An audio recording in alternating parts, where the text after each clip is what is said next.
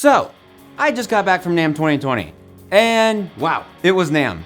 But because it was NAMM, it was awesome. But it's also the most exhausting thing ever, but it's also the most overloading and overbearing thing ever. And I love it. So here's an ambiguous list of the coolest things that I saw at NAMM that are just for basis sort of thing. It's gonna be a lot of bases. First and foremost, over the past couple of videos, I've mentioned here and there about wanting a headless bass.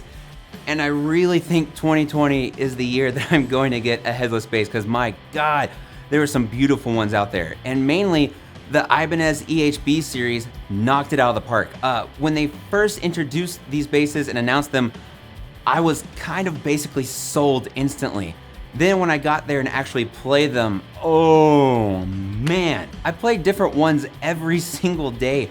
And I gotta say, even from the cheapest to the most expensive one, that it was amazing. And just there's so much quality and craftsmanship put into them.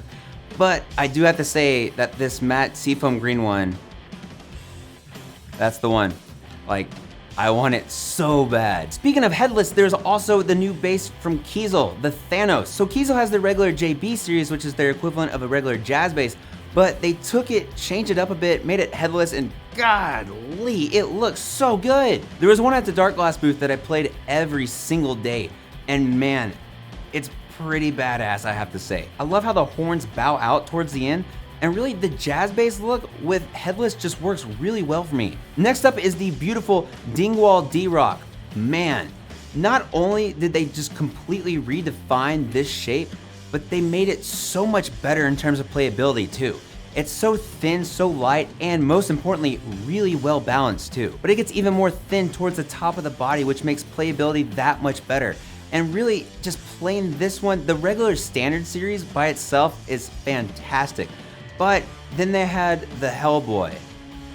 Whoa. This is Rob Vanderloo's signature Dingwall. Rob Vanderloo is from the metal band Epica. They're pretty epic, I would say. So not only do you have just Canadian-made, hand-built, just beautiful bass with this awesome artwork on the front of it that's actually from the Hellboy artist himself, but on top of that, you have onboard distortion. Wait, what? Yes, you have onboard distortion. Dingwall worked together with Dark Glass to make a specific tone capsule for this bass. So that very last knob right there, when you turn it up, it cranks distortion into the circuit of the bass. That's so awesome! And this isn't just a B7K circuitry put into it, this is a complete custom distortion circuit that they worked together with Dingwall and Rob Vanderloo on it.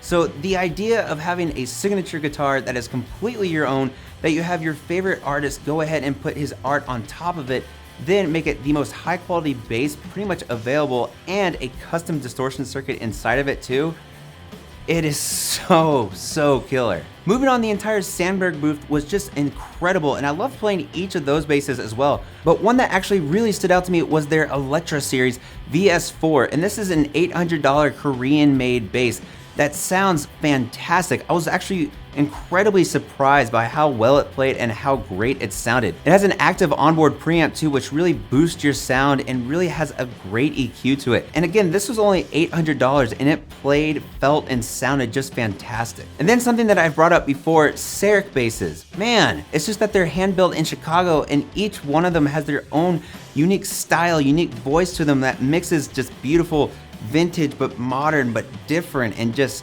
they all play so good too. I'm gonna try and get one on the channel this year, fingers crossed. So go ahead and look at their website, tell me which ones you guys would be really excited to see. And for more handmade in the US basses, you have Marco bass guitars, and this is one that really kind of came out of nowhere, but their entire lineup just felt so solid. And just knowing that they're hand-built here in the States was super cool too. They had their more standard lineup, but their custom lineup was just nuts. And what's really crazy is their main luthier makes all of the pickups too, which is just so cool to me. They're really built with a lot of care and love in each one, and they're just so badass. Then Sterling by Music Man had some really incredible new finishes that I thought looked killer, including this black that just, look at that, that's so cool. But I will say what sucks about it is that they went ahead and put a clear coat over it, which I think really sucks, because this just by itself sandblasted would have been so cool. but nonetheless, still looks great. And then this beautiful Daphne Blue Stingray 5. Golly, and then with the roasted maple with it too. Oh my god.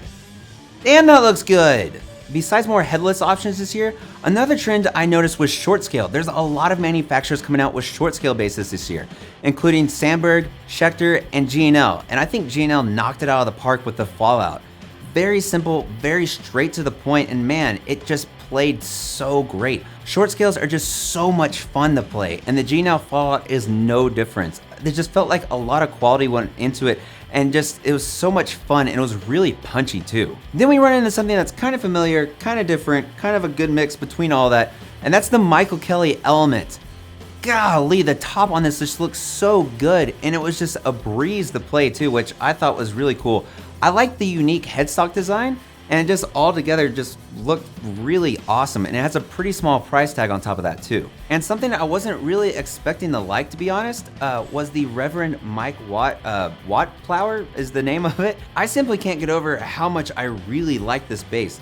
The body style is really out there, especially the headstock style. I've never really played Reverends before, but this one was just so damn cool, especially with the pickup options on it. There's a lot of different ways to change the tones that you want, and it's like triple P plus that giant neck pickup too was just badass, and it sounded so thick on top of that.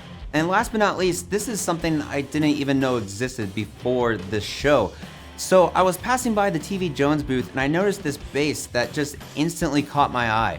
A shape that kind of looks familiar, but not really, but something all on its own. This is the Paul Belgrado Nano Bass 4, and this bass just took me off my feet, to be honest. Short scale, extremely punchy with the TV Jones pickups on it, and just so much quality put into it too. This was the one that really shook my world, to be honest.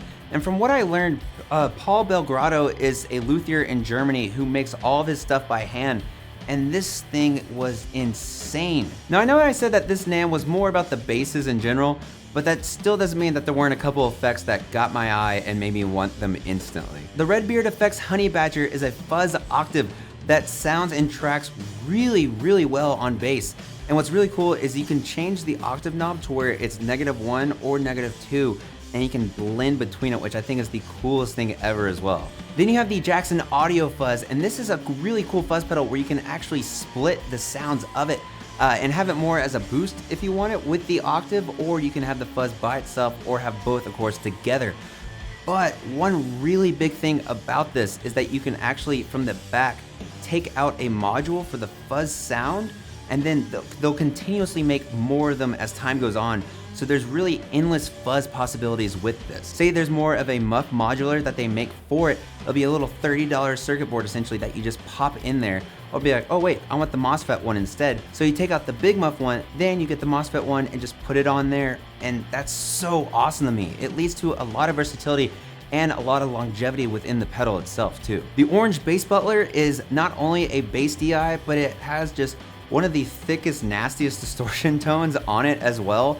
And I'm really excited to try this one out in the future. The Crazy Tube Circuit Splash V4, and I love, love, love the third iteration of this pedal, but the V4 adds even more options onto it, which, that's so awesome. I thought really the third one was perfection, but the fourth one, just with the extra options added to it and the extra reverb stages too, it's just so badass. And finally, the company that always just adds something crazy, something weird, something new, and something just out of this world, Fuzzrocious comes out with this random frog looking thing called the Croak. And the Croak is a double filtered fuzz. Now this is weird, but you can change where the filter is set for both fuzzes at the same time to make just the weirdest, squishiest, most gigantic, nastiest sounds out of it. And what I always love about Fuzzrocious is they're always thinking outside of the box completely, as if there's not even a box at all. So what Ryan does is he has these crazy, weird ideas where he wants to try something new that just, does it sound good on paper? I don't know, let's go ahead and try it out. And it just, there's so much love, care, and craziness thrown into it as well, that it's just Fuzz Roaches always has something brand new to the table every year that always just knocks me off my feet. But that's some of the coolest bass gear that I saw at NAMM. There's a lot more coming out this year that I haven't even mentioned yet. Like Mark Bass and Ashdown, you know, the guys that make amps, yeah, they're coming out with their own basses this year too. So everybody's making basses, which means more competition, which means people are trying to do their best, do better, and do more for less money too. So you and me, the regular bassist, the regular musician, the consumer, are better off in the end. And it's just really cool to see all these companies putting so much care and really trying out new things too. And besides all the gear and stuff, the thing I love about NAMM more and more each year I'm realizing it's just the people. It's just such a crazy, weird industry that's always changing. Then you throw that in there that I'm like a YouTuber, and it's really weird, but just there's so many just amazing people in this industry. And one of the coolest things this year is I got to take so many pictures and just meet so many of you. And that really just meant so much to me. It's one thing to be given all these beautiful, loving comments from people, but it's just another to actually meet you guys in person, and it's just the coolest feeling ever. So, as always, guys, I always say this, but I really do love and appreciate you guys for all the support that you give me. But yeah, that was NAMM 2020 pretty much in a nutshell. A huge thanks to Dark Glass for bringing me out and having me along, helping with the booth and everything. A huge thanks to all of you for watching, and for all the people that came up to me too. It was the coolest thing ever. And really, tell me what you guys thought was the coolest thing from NAMM and what I missed out on and what I need to be keeping my eyes open for too. But if you like this video and want to see more like it, more just bass stuff in general, go ahead and subscribe if you haven't already. And if you want to help support the channel like these beautiful people right over here, head over to my Patreon page for things like giveaways, early access to videos, and more.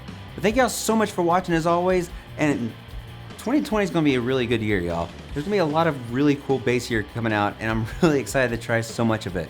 But thank y'all so much for watching as always, and I'll see y'all next time.